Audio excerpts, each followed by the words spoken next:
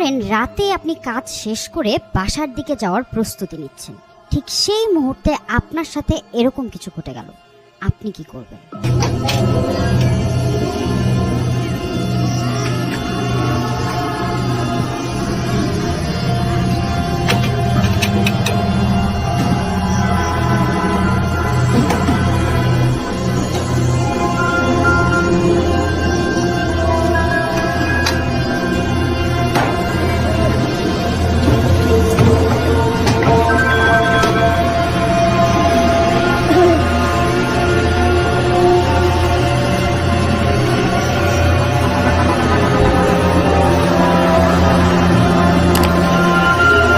এরকম আরো ভৌতিক ভিডিও পেতে আমার চ্যানেলটি সাবস্ক্রাইব করুন এবং ফলো করে পাশেই থাকুন।